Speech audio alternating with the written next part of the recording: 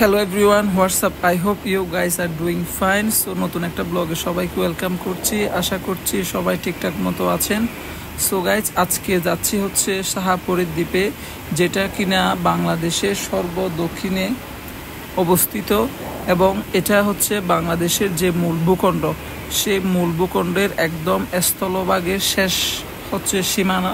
এরপরে বাংলাদেশের মূল ভূখণ্ডের সাথে লাগোয়া আর কোনো স্থলভাগ নাই। এরপরে হচ্ছে মূলত বঙ্গোপসাগর, সেই বঙ্গোপসাগরের পরে হচ্ছে মূলত সেন্ট মার্টিন।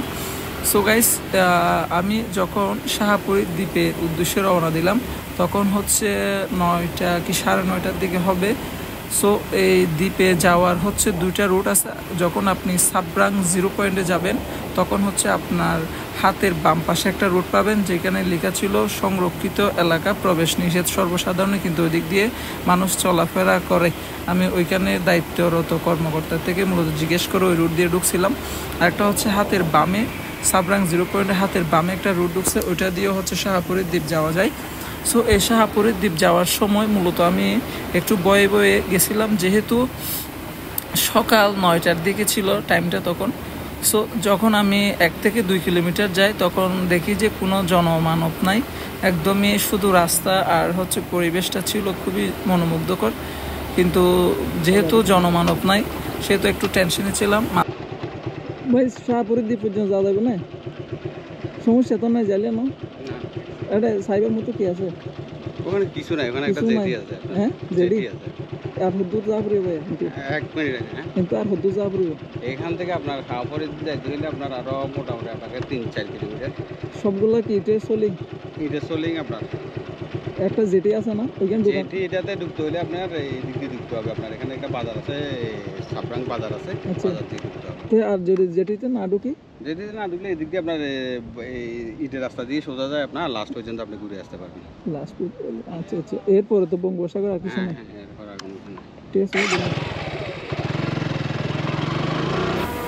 কিছু দূর যাওয়ার পরে আমরা আবার হচ্ছে কাঁচা রাস্তা পাই। সে কাঁচা রাস্তায় হচ্ছে প্রায় 4 থেকে 5 কিলোমিটার ড্রাইভ করি।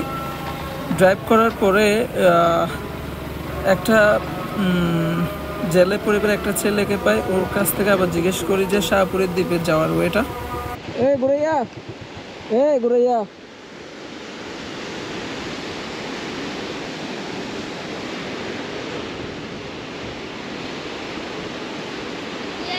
এমতো আর হদ্দু যাওয়া যাবে?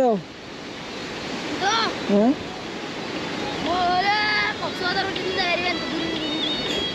ঘুরি ঘুরি নিজে ঘুরে থাকি বোধ হয় বাজার গিয়ে নাকি রুট ইয়া। হ্যাঁ, বাজার রুট আর হদ্দু।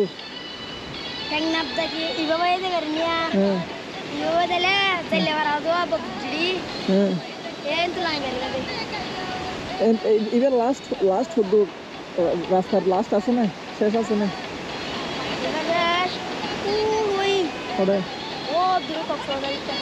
না না, ইতিহাস শেষ নাই।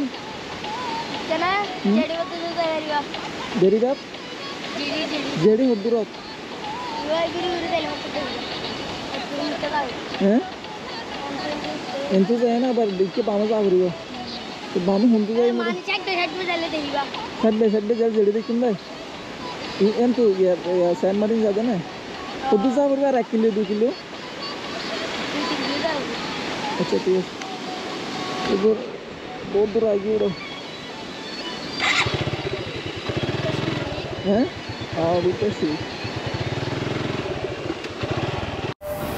আমি এখন যে প্লেসে অবস্থান করতেছি এটা হচ্ছে শাহপরীর দ্বীপ। আমার হাতের ডান পাশে যে কিছু ছোট গাছপালা দেখতে পাচ্ছেন অনেক দূরে, ভালো করে লক্ষ্য করলে দেখবেন কিছু গাছপালা দেখা যাচ্ছে। ওটাই হচ্ছে বাংলাদেশের মূল ভূখণ্ডের সাথে লাগোয়া স্থলভাগের শেষ অংশ। এরপর হচ্ছে বাংলাদেশের আর কোনো স্থলভাগ নাই, বঙ্গোপসাগর শুরু।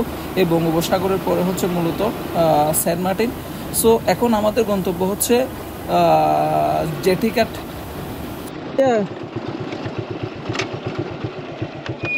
দিয়ে আসো ভাই। এই জেটিতে কোথায় যায়? সেন্ট মার্টিন যায়।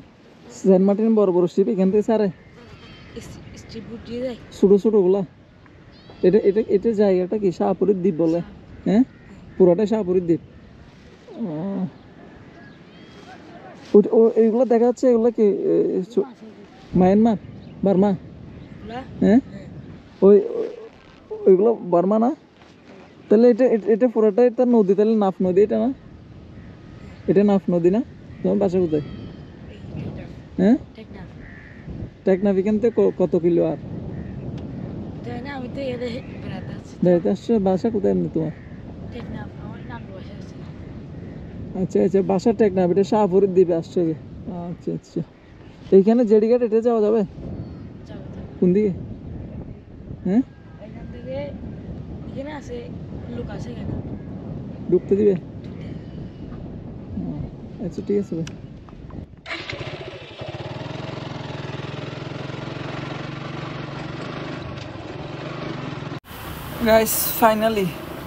গাইস ফাইনালি চলে আসলাম শাহপুরের দ্বীপে। জেটিঘাট অনেক কষ্ট করে আসলাম, যেহেতু টানা 100 কিলোমিটার রাইড করছি, সো শরীরের অবস্থাও খুব একটা বেশি ভালো না। তারপরও জেটিঘাটে আসার পরে হচ্ছে একটা ভালো লাগা কাজ করছিল, মানে মনে হচ্ছিল যে বাংলাদেশের একদম দক্ষিণের শেষ প্রান্তে চলে আসছি, স্থলভাগের শেষ প্রান্তে। সো এটা চিন্তা করে একটা মনের মধ্যে ভালো লাগা কাজ করছিল। সো এই জেটিঘাটটা প্রায় হচ্ছে 1 কিলোমিটার মতো হবে মনে হয়। জেটিঘাটটা লম্বা ছিল।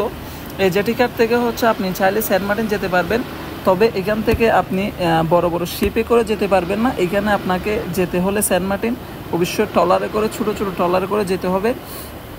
আর এখন হচ্ছে সেন্ট মার্টিন হচ্ছে ট্যুরিস্টের জন্য বন্ধ, যেহেতু সংঘর্ষ চলতেছে মায়ানমারের সাথে আরাকান আর্মির, সেহেতু ট্যুরিস্ট হচ্ছে এখান Saint Martin Bangladesh tourism sector হচ্ছে এখানে অ্যালাউ করে না। ট্যুরিস্ট স্পট এখানে সেন্ট মার্টিন পর্যটক যাওয়াটা এখন অ্যালাউ না। সো এই তো এটা হচ্ছে এখন যে নদীটা দেখতে পাচ্ছেন, এটা হচ্ছে নাফ নদী। এটা দৈর্ঘ্য হচ্ছে 56 কিলোমিটার। এটা হচ্ছে বাংলাদেশ এবং মায়ানমারকে বিভক্তকারী একমাত্র নদী হচ্ছে নাফ নদী, যেটা দিয়ে মূলত হচ্ছে রোহিঙ্গারা অনুপ্রবেশ করে আর কি। সেহেতু আমি যে টাইমে গেছিলাম সেই টাইমে হচ্ছে ওই যেগুলো ট্রলার আছে মাছ মারার বা মানুষ আসা যাওয়া করা ট্রলার, সে প্রত্যেকটা ট্রলারে বিজিবি ছিল, প্রচুর কড়া পাহারা বা কড়া নিরাপত্তা ছিল। যেহেতু ওই পাশে সংঘর্ষ চলতেছে, এই পাশে রোহিঙ্গা অনুপ্রবেশের একটা বিষয় থেকে যায়, সেহেতু এখন ব্যাক করতেছি হচ্ছে শাহপুরের দ্বীপ থেকে। আশা করছি ব্লগটা আপনাদের ভালো লাগছে। যদি ব্লগটা ভালো লেগে থাকে তাহলে প্লিজ দিতে হবে একটা লাইক।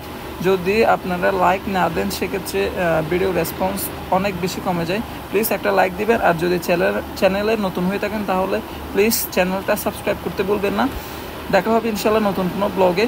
ততদিন পর্যন্ত আমরা থাকবো সুস্থ এবং আমরা থাকবো ভালো এবং ভালো কিছু করার ট্রাই করব সবাই। সো সবার জন্য শুভকামনা। দেখা হচ্ছে ইনশাল্লাহ নেক্সট এপিসোডে। আল্লাহ হাফেজ।